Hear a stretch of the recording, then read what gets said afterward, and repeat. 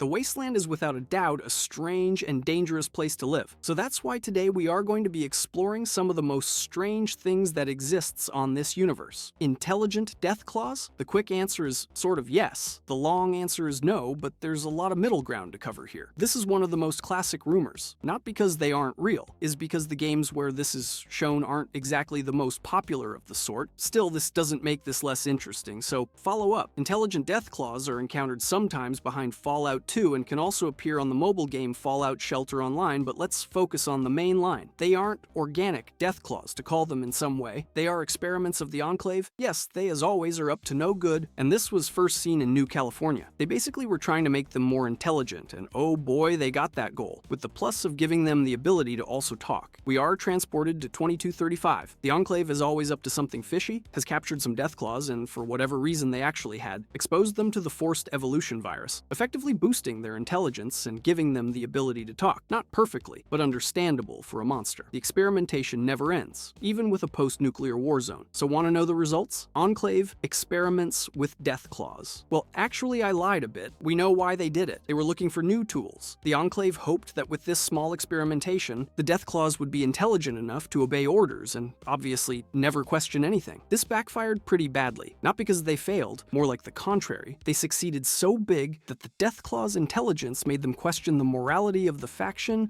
and bolted. Now we are transported to 2242, as this didn't happen in a few days. The intelligent death claws bolted Vault 13 and kidnapped the population with the Enclave. We have to clarify some characteristics about them. For example, they are intelligent, but most of the pack is the equivalent to an 8-year-old human, so comparing them to other death claws, they are genius, but nothing ahead of the intelligence of the common human being. They have some exceptions, with a minimal quantity of them capable of being at par with adult humans with average intelligence. Still, what they don't have in plain intelligence is compensated with the capability of reasoning, using abstract thoughts and creating a hierarchical civilization. A very special quality that they have is the learning capacity that is very high. This is never compared with the one of the humans, but is praised, so in my opinion, at the very least they rival the common human. Another thing to note is that they are a bit similar to wolves. They are an extremely loyal pack, and they treat each other as a family, rather than multiple groups living together. Still, they have an alpha, as I explained, and he decides many aspects of the life. Yes, even matchmaking males and females for reproduction. Curiously enough, the exposure to the forced evolutionary virus doesn't make them sterile, as you can see, for example, on the super mutants. Vault 13 was home to this very unique community, but we have the luck to see how they were. The Deathclaw community, well, they work as a pack and everything, but still remember that they were intelligent, and a while later, they actually let them free. This at the same time as they adopted the Vault as their new home, everything under the leadership of Gruthar, the alpha of the pack, by far the strongest, biggest, and more intelligent. This triggered a peculiar chain of events, one of the first ones being that several humans from around the area actually came to live under the protection of the Deathclaws in the Vault. Imagine the concept, and you can actually see this in Fallout 2. Obviously, not everything was perfect, and the storyline makes this very clear that the Enclave didn't forget attacks started to happen. Not everyone was orchestrated by the faction. For example, one of the first attacks were from a dude called Matt. He got in, struck against the Deathclaws, and ultimately bombed the mother Deathclaw and their hatchlings. However, the mother survived and the security was tightened, reasonable to say the least. Besides the attacks, they had to fight a different kind of problem. For example, prior to all that happened in the Vault, the Overseer was a paranoid and problematic person, so the dwellers of the Vault 13 kicked him. Following this up, they, for a reason that to this day I cannot comprehend, changed the day-to-day operations from the base systems to a computer based on Brotherhood technology, and so here lies the problem. A Deathclaw trying to use technology of the most xenophobic faction. Ironic, to say the least. Showing the intelligence that they had, they adapted and controlled it using voice commands. But as any machine in this universe, just when everything started going smoothly, something breaks down. And in this case, the computer's voice module starts malfunctioning, so the whole system crumbles. Here is where we enter the scene. The Chosen One, our protagonist from Fallout 2, luckily had one, and was willing to install it in exchange of Gruthar helping on our main quest, that in this case was obtaining a Garden of Eden creation kit that the Vault had in storage, so everything worked out. Well, sorta. The deal goes well, but as I explained before, the Enclave never forgot, neither forgived nor organized a team with the sole purpose of cleaning the Vault, led by our boy, the sworn enemy, Frank Horrigan, that at this point we know well. They attacked the Vault 13, effectively massacring the Deathclaws and humans living there, as nothing was left alive that day. The only exceptions depending on your choices, one of them being Gorus, a companion that will follow you on adventures outside outside the vault. The other is Zarn, a Deathclaw that was kept in Navarro and was under the custody of Dr. Schreiber, and obviously depending on your choices at the end of the game too, but nobody except those two can live to tell the tale. Later we can learn that a female Deathclaw named Kura lives on the Commonwealth and is fairly known as Wise, but that is only spoken of via Fallout Shelter. That reminds me, do you like eldritch horrors? Yeah, me neither, but they exist. The Dunwich Company? The company was owned by Richard Dunchich, the brother of Constance Blackhall. What, still not a light on them? Normal as they originally are mentioned on the DLC of Point Lookout in Fallout 3, so that was a small detail a long time ago, but still is a very good nod to what we learned later on Fallout 4. They were a pair obsessed with the occult. Yeah, that vague, but in the context of Fallout 3, exploring the company bulging will get you to a strange obelisk underneath the building. At first glance, you could say that is by chance, but this obsession hints about this being intentional. Now this continues on Fallout 4 in one of the most mysterious zones of the game. Yeah, you guessed it. Dunwich Borers. Well, Dunwich Borers isn't just a quarry. It's a window to the occultism that has nods here and there in the Fallout universe. The eldritch horrors aren't very far from the wasteland, and through the games, you can see different examples. Let's go straight to the next, well, encounter? Normally you get here as you are running around the map, or if you advance a bit more, then a mission will eventually get you there. Let's go with the premise of getting there for a simple quest. Get a sword for some raiders, and I am not even joking. The premise is as basic as it can be. This starts as a favor for some raiders. Now that I think about it, is really all that it took to get us here? Being fairly simple is not bad. A quick and easy mission. Get in and out. And what are you looking for? You have already done it 1,000 times before, but when you're there, if you are a bit like me, the thrill of adventure and curiosity gets the best of you. Enter kicking the door, kill the big raider that is attacking you, all to keep the way free to get looking at your leisure. This will turn but eventually to meet a chained door. This will start the descent deep enough for ghouls to start attacking you. What are they doing here? But yeah, this will keep getting weirder. After a while, you will start an astral travel experience for pre-war flashbacks that aren't yours, but you're already here. A shame to go back before exploring everything. Keep descending deep enough and reality kinda starts breaking. As I explained to you before, the character starts experiencing pre-war flashbacks that aren't your memories. We all know that the closer you are to one of these gods, the faster your mind slips up, so who is really down there? The Eldritch Horrors effect. You'll see cultists performing rituals around an altar. You'll find a massive underground temple that predates the bombs by centuries, with a face carved into stone that doesn't match any known culture. But you and me know that this is a serious nod to Lovecraft. If you were stopping at the terminals,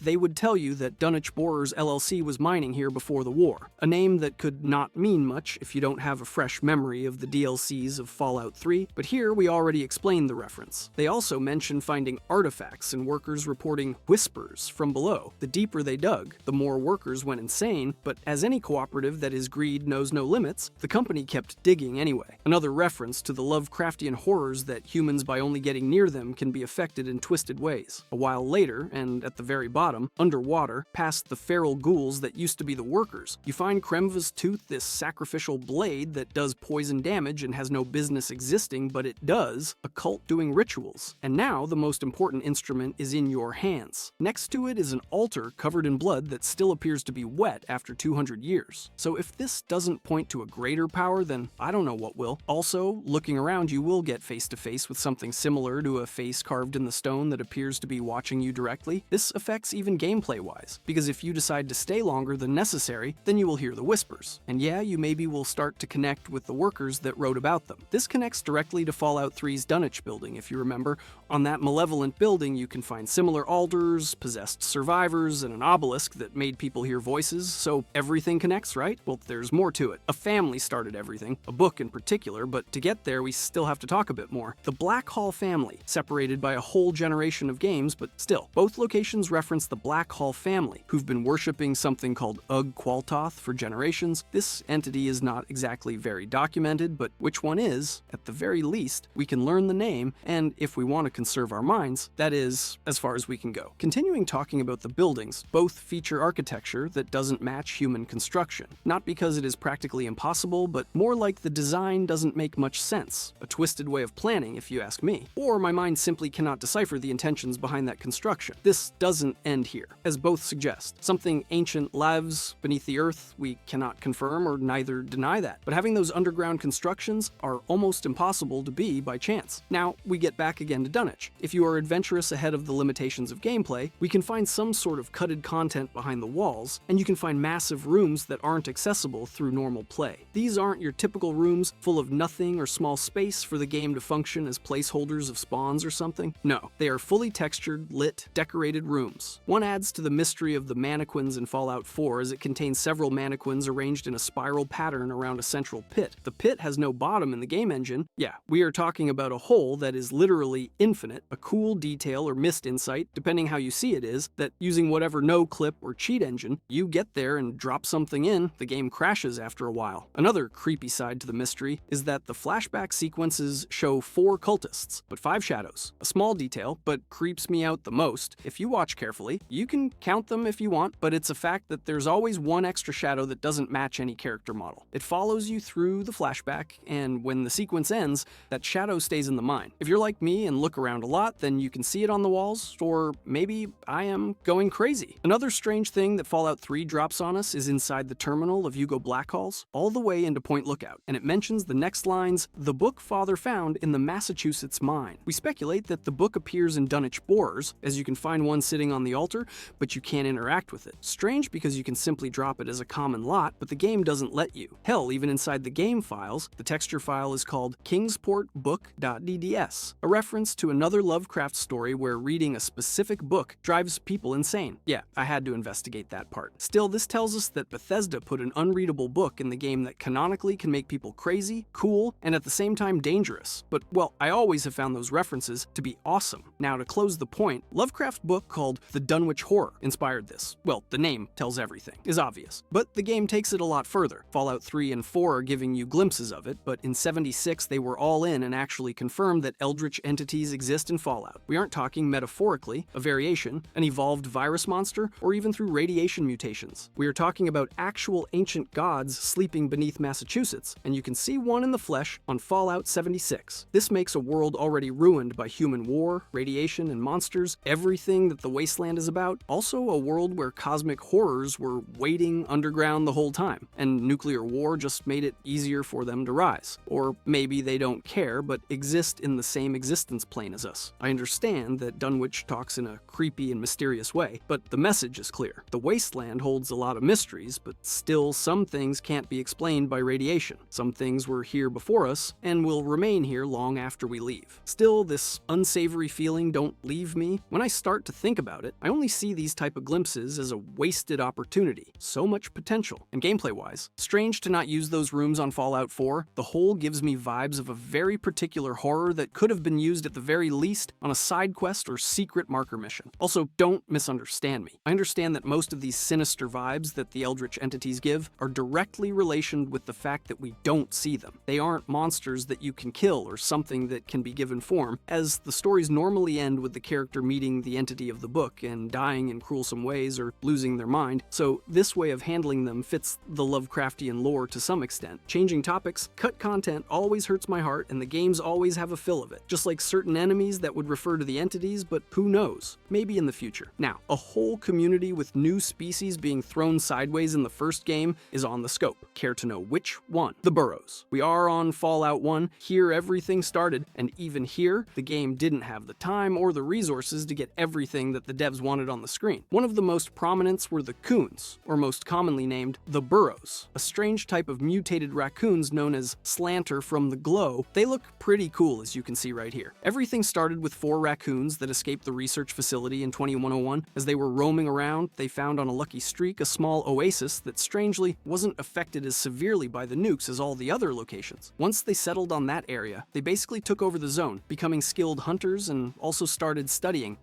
raccoon reading books. Sounds crazy, doesn't it? We learn in a certain holotape that when they escaped from the Glow, they took with them many souvenirs for calling them in some way. Some of them were devices of various sorts and texts, a lot of texts. With them, they started learning English and slowly but surely started understanding the many devices and technology behind, basically enhancing their intelligence to a whole new level. Another thing that we can learn is that their first buildings were very human-like, and they still resented the humans because of all the experimentation they had to endure, so they embraced their animal side more than their intellect, and started using branches, sticks, and leaves. In total, 53 raccoons were infected with a strain that increased their intelligence and dexterity in manual labors. Only the 4 that we know about escaped, and Major Barnett had the mission of terminating them. This hit mission is the only thing left in game about the non-existent area. Sad because the concept looked really unique. In the future, we learn more through books and devs talking about concepts that didn't make it to the games. Basically, we learn that they grow up in numbers and starting sending small parties to explore. At some point, they encountered raiders and were heavily attacked. Many died, and a few survivors got back to the burrows. This stirred the pot as some wanted to defend themselves against humans and rigged all around with traps, while other groups built their homes around an oak tree that later was transformed in the town hall, effectively dividing the community in den dwellers and top dwellers. Another thing to note is that every human that reached the burrows was killed by the den dwellers, so not a human has fully got there and left alive. In terms of religion and community beliefs, the original escapees never told the others what they really had to endure on the glow. They only told them that that was their origin home, but now the burrows was their home, to not encourage any of their peers to get there and risk capture or even be followed all the way back to their home. They created a religion around it and kept telling them that the religion of the glow was basically that gods lived there and created them. In the future, the journal of the old ones, the original escapees, kind of proved it. Still, the doubt always was there, and at the end, the act was dropped. In 2161, a lot of time after the originals created the settlements, achieved the journey to the glow and back, resulting in his death from severe radiation poisoning. But still, he could say to their peers that there are no gods, only death. This was the spark that divided the burrow once and for all, with the den dwellers taking the part of fanatical believers in the gods of the glow, while the top dwellers were more skeptical, bringing them to the brink of a civil war. Sadly, we never got to know more about it. I hope that in the next games we learn more. So yeah, they got a whole community, a story, background, and even religion, but still didn't make the final cut. Why, do you ask? Well, that is easy to answer, but the answer is far from being satisfactory. The reason is simply they had everything ready, but the main writer always felt that this community never fit with the rest of the game, as it wasn't Fallout-like. It was a fine designed area and would have made the glow a richer zone, but didn't make the cut. Talking about strange creatures, have you met the talking tree? Harold, the mutant. Harold is a unique forced evolutionary virus victim who once resembled a typical ghoul. He is first encountered in Fallout 1, and we can see his journey all the way to Fallout 3. He survived the Great War in a vault and has witnessed pivotal events throughout post-war history, a similar history to the sole survivor of Fallout 4. Still, at first, is an impoverished mutant in Old Town. At some point, he became the foreman and mayor of Gecko, maybe because of all those years in the hub as a caravan master. It's expected that in a trip to Mariposa military base, he was exposed to the forced virus and changed into a ghoul-like mutant. This changed him to become a wasteland traveler, where he eventually got to Gecko, where he got a new life. He is a living legend because of how old he is, but we aren't here to discuss his story. So let's fast forward to Fallout 3. With a brief stop on the ending of Fallout 1, he is one of the very few people that acknowledges that the Vault Dweller, Fallout 1 protagonist, actually saved the world of the Master. He also has a catchphrase that I really like that says the next line, "Be kind to the Smoothskins. One saved the world once." Of course, they broke it to start with, referencing Fallout 1 and the Great War. They were friends, and he is left wondering where his old friend went wrong. And at last he disappeared in the mists of history. So now all the way to Fallout 3. Between 2162 and 2241, after Harold was exposed to the evolutionary virus, Bob sprouted from Harold's head a parasitic tree with an accelerated growth. At the point that Harold reached the capital wasteland, Bob overtook him, and in a small rest that he took, realized that he was unable to move anymore. He became a part of the tree, sustained by photosynthesis and nutrients from the ground, just like any tree. In the future, he became a deity to the tree minders and lived the rest of his life glued to the ground. At some point, he attracts the Lone Wanderer, and after a couple of quests he asks for a mercy kill, you can decide to finish what the virus started or left him. Also, you can help him contain Bob, but still cannot walk again. Whatever ending you choose for the character, he remains a light hearth character, joking and constantly talking about his relation with Bob, as he considers him a friend. A canon ending to the character is that he actually survives the events of Fallout 3, as he appears on Fallout Shelter Online as a story character and as a playable hero. And that game happens after 3, so the mystery is solved. Another curiosity about him is that he is the character that has appeared in more games than any other, appearing in basically all the mainline games except 4 and 76 to my knowledge, and even on Fallout the board game. He was also part of a lot of important missions that were scrapped mid-development, as well as part of the Fallout 3 of Black Isle Studios, so it's an important character to the players and devs by same parts. A talking tree is grotesque, but what about aliens? The Zetons, a common inhabitant in the wasteland after Fallout 3, but these little dudes are confirmed to have lived before and after the Great War, being involved in different affairs on the Earth. Let's start from the beginning. We don't really know when they started traveling the planet or the motives. We only have a bit of information that shows us the interest in the abduction of creatures from Earth, including humans. humans and collecting objects to study them. Physically, they have frail bodies and normally rely on their guardian drones and automated turrets. Every melee weapon is energy-based, and also after the 2277, they were genetically engineered as Zetan human hybrids for, well, reasons. It is dated that at least they have been doing that since the Edo period, and the pivotal event was the abduction of Colonel Hartigan in 1960. With that event, the general population starting becoming more aware about them. This started growing with certain groups starting to appear, the government recovering a plasma pistol, another conspiracy group trying to use the MPLX Nova Surge, and also the Enclave has so much of their technology based on reverse engineering on this alien tech. The cat got out of the bag even after so much trial by the government, comics started talking about them, they started getting into the everyday citizen minds, animatronics and movies started appearing too, so they became more than a rumor. Fast forward to just before the Great War, the Zetans started operating, capturing valuable individuals, compromising more their cover. One of those persons was the Assistant Chief Executive Officer of Vault Tech, who was inspecting the construction of Vault 76. After the war, you can see that the Enclave maintained a research base where the Zetan resided, but the lab collapsed before they got to it. A tactic by the Zetans, or pure luck. With this, they got again covered. In the future days, not much remains about what they were doing, but they still were here. And from now on, they started appearing on the games, with all those encounters that to this day become classics. And with that, those were some of the strangest things, moments, and events that you can find on Fallout. If you want to see Fallout 3 biggest mysteries, click on the video on the screen.